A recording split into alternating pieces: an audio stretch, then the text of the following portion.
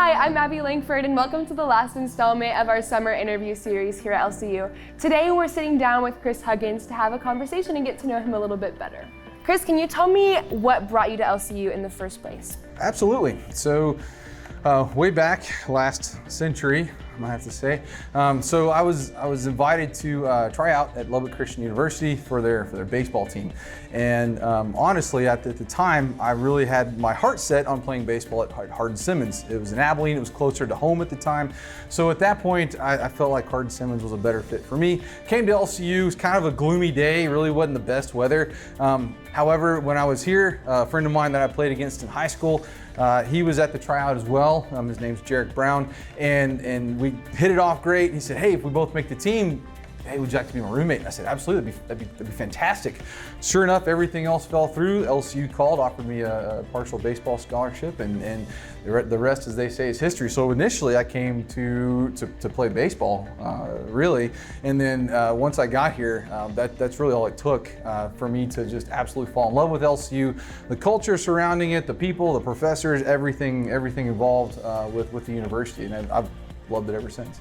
Are there any other simple joys or simple memories that bring you joy in dark times? Great question. So there are probably two of them that immediately come to mind, aside from my children being born and marrying my wife. So those are kind of a given, I suppose. One of them is when I was a kid. I was probably 4 or 5 maybe, and I got to go fishing with my grandpa.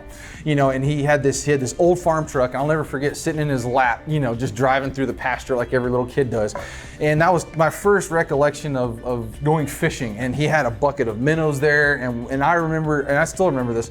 We were out in Kentucky, and we were catching lightning bugs in a jar and catching minnows out of a little bucket and fishing all day. And that's one of my fondest memories. Every time I see my grandpa, that comes up in our conversation almost every single time. So that's a very fond memory of when I was a kid growing up. And one other one that is very special to me, and in my office I have a picture of what we call a 4-generation golf tournament. So I was fortunate enough when I was in high school, I went and played 18 holes with my dad. It was me, my dad, my granddad, which is his dad, and then his dad, my great-grandfather. And so we got to play Stevens Park in Dallas, and that was little did I know at the time, that was a very special moment where I got to play golf with 4 generations of our Huggins family. And it was so much fun getting to learn these life lessons and spend time with these men in my life. And so those are two just almost right off the cuff instances that bring me joy. That's amazing. I love that. So now you're teaching in the ESS department, and you're working as a PT. Mm-hmm.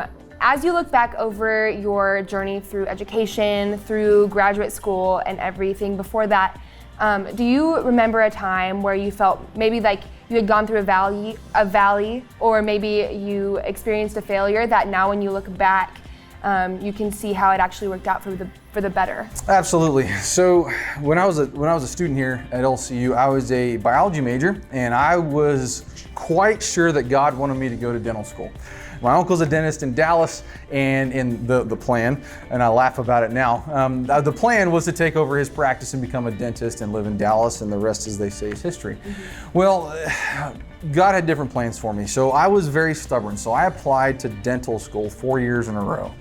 Took the DAT 3 or 4 times, and it was one of those things where God's gonna literally have to not only close the door, but turn me around the other way and give me a nice shove in a different direction.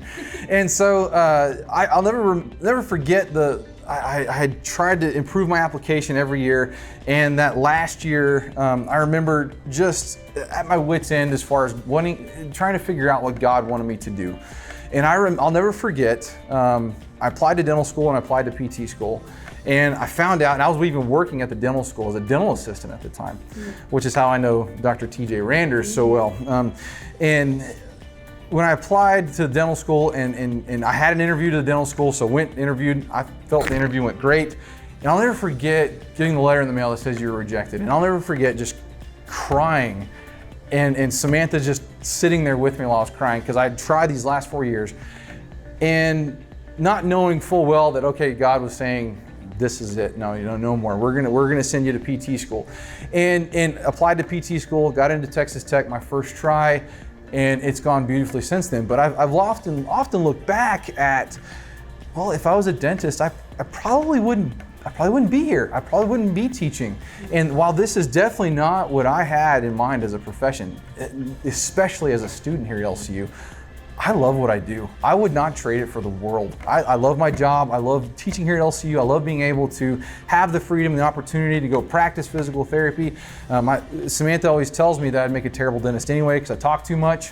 So you can't talk to your patients while they're with their hands in your mouth. So she said God knew exactly what he was doing. It was a matter of making sure that I was on the same page as him. So that would definitely be a 4-year window of failures that has turned out obviously for the better. Now, when you're in the midst of it, it's certainly challenging to have that type of perspective. But looking back on it, God was preparing me for where I'm at right now today.